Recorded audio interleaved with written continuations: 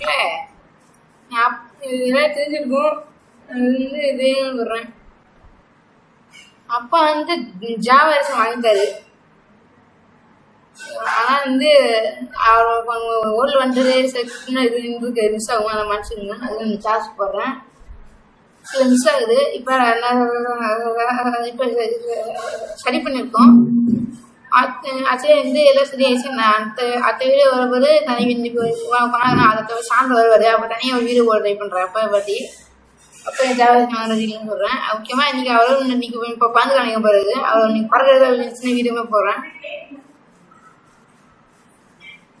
சார்ஜ்மே போடுறேன், செக் பண்ணி பார்த்துங்க.